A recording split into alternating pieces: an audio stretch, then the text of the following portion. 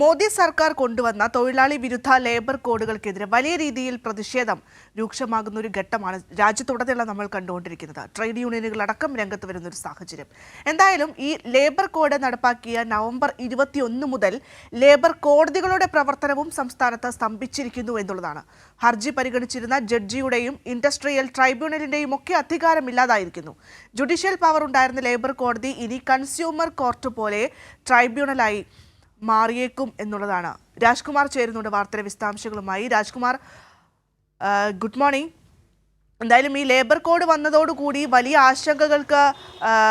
ആശങ്കകളാണ് ഓരോ ആളുകൾക്കും ഉണ്ടായിക്കൊണ്ടിരിക്കുന്നത്. ഇപ്പോഴിതാ ലേബർ കോർട്ടുമായി ബന്ധപ്പെട്ട ആശങ്ക. നമുക്കറിയാം, ലേബർ കോർട്ട് എന്ന് പറയുന്നത് തൊഴിലാളികളെ സംബന്ധിച്ചിടത്തോളം ഒരു ആശ്വാസ ഇടം കൂടിയായിരുന്നു. പല പ്രശ്നങ്ങളും പരിഹരിക്കപ്പെടുന്ന ഒരു ഇടമാണ്. പക്ഷേ ഇപ്പോഴിതാ അതിൻ്റെ ജുഡീഷ്യൽ അധികാരങ്ങളിലൊക്കെ തന്നെ മാറ്റങ്ങൾ വരുന്നു എന്നുള്ളതാണ്.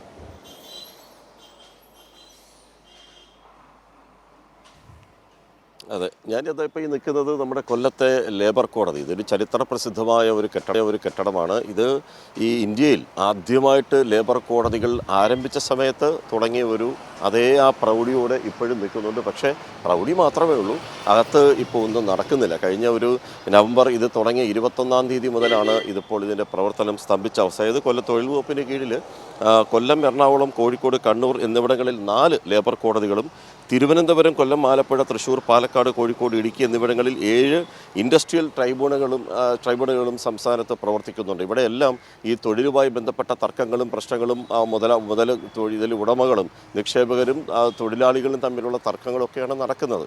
ഇപ്പോൾ അതല്ല ഇപ്പോൾ ഇതാണ്ട് ഒരു പ്രതിസന്ധിയിലേക്ക്. ഇനി നാളെയും കൂടി മാത്രമേ ഈ ഇൻഡസ്ട്രിയൽ ട്രിബ്യൂണലിൻ്റെ പ്രവർത്തനങ്ങൾ നടക്കൂ. അത് കഴിഞ്ഞാൽ അതും ഒരു പ്രതിസന്ധിയിലേക്ക് പോകും.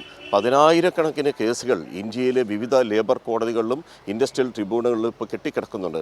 ഇപ്പോൾ ലേബർ കോഡിൻ്റെ ഒരു പ്രശ്നം എന്ന് പറഞ്ഞു കഴിഞ്ഞാൽ, അതായത് ജുഡീഷ്യൽ മെമ്പറും അഡ്മിനിസ്ട്രേറ്റീവ് മെമ്പറും ഉൾപ്പെടുന്ന ഒരു പാനലാണ് ഇനി കേസ് കേൾക്കേണ്ടുന്നത്. നിലവിലെ അവസ്ഥയെന്ന് പറയുന്നത് ജില്ലാ ജഡ്ജിയുടെ ചുമതല അല്ലെങ്കിൽ ആ റാങ്കിൽപ്പെടുന്ന ഒരു ജഡ്ജിയാണ് ഇപ്പോൾ ഈ ലേബർ കോടതിയുടെ ഇത് നിയന്ത്രിക്കുന്നതും. ഒരു മാസം ഇവിടെ മാത്രം ഏതാണ്ട് 20-ലധികം വിധികൾ വരാറുണ്ട്.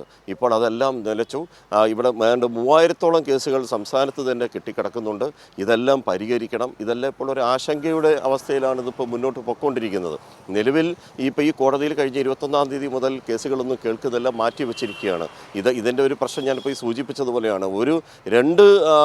ഈ പാനലിൽപ്പെട്ട 2 ജുഡീഷ്യൽ അംഗങ്ങൾ കേൾക്കേണ്ടുന്ന കേസ് ഇപ്പോൾ ഒരു ജഡ്ജി കേൾക്കുന്നു എന്നുള്ളതാണ് വിഷയം. അപ്പോൾ അതുകൊണ്ട് തന്നെ ഇനി ആ 2 പേരുടേത് പരിഗണിക്കണമെന്നുണ്ടെങ്കിൽ കേന്ദ്ര ഗവൺമെൻറ് ഇതിൻ്റെ റൂൾസ് കൊണ്ടുവരണം. ആ റൂൾസ് കൊണ്ടുവന്ന് അത് ആരൊക്കെയാണ് ഇനി നിയമിക്കുക എന്നുള്ളത് സംസ്ഥാന സർക്കാരിൻ്റെ അധികാര പരിധിയിൽ വരുന്നതാണ്. അപ്പോൾ കേന്ദ്ര ഗവൺമെൻറ് റൂൾസ് വന്നാൽ മാത്രമേ സംസ്ഥാന ഗവൺമെൻറ്റിന് ഈ പറയുന്ന ജുഡീഷ്യൽ മെമ്പറിനെയും അഡ്മിനിസ്ട്രേറ്റീവ് മെമ്പറിനെയും ഇവിടെ നിയമിക്കാനുമാകൂ. അപ്പോൾ അതില്ലാത്തതുകൊണ്ട് ഇതെല്ലാം വലിയൊരു പ്രതിസന്ധിയിൽ ഇപ്പോൾ മുന്നോട്ട് പോകുന്നു.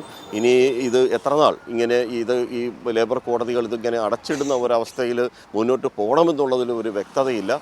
രാജ്യത്തുടനീളം ഈ ലേബർ കോഡിനെ സംബന്ധിച്ച് വലിയ ആശങ്കകളും അതുപോലെ എതിർപ്പുകളും ഇപ്പോൾ അതിൽ സൂചിപ്പിച്ച പോലെ പ്രതിഷേധങ്ങളും ഉയരുമ്പോൾ നിയമപരമായ കാര്യങ്ങൾ, അതാണ് ഇതിൽ ഏറ്റവും ശ്രദ്ധേയമായ കാര്യം. ഒരു തൊഴിലാളിക്ക് ഇപ്പോൾ എനിക്ക് ഏതെങ്കിലും തരത്തിൽ ഞാൻ ജോലി ചെയ്യുന്ന ഒരു സ്വകാര്യ സ്ഥാപനത്തിൽ ജോലി ചെയ്യുമ്പോൾ ഒരു തൊഴിലാളികൾക്ക് ഏതെങ്കിലും തരത്തിൽ എന്തെങ്കിലും ഈ പറഞ്ഞ ആനുകൂല്യം നിഷേധിക്കുകയോ അല്ലെങ്കിൽ തൊഴിൽ നിഷേധം വരികയോ ഇതിൽ ന്യായം ലഭിക്കാതെ പോവുകയോ ചെയ്താൽ നമ്മൾ ആശ്രയിക്കുന്നത് ലേബർ കോടതിയാണ്. ആ ലേബർ കോടതിയും ഇപ്പോൾ ഇവിടെ അവർ അടച്ചുപൂട്ടലിൻ്റെ വക്കിൽ അല്ലെങ്കിൽ അടച്ചുപൂട്ടി എന്ന് തന്നെ പറയാം. അങ്ങനെ ഒരു അവസ്ഥയിലാണ് ഇപ്പോൾ കാര്യങ്ങൾ മുന്നോട്ട് പോകുന്നത്.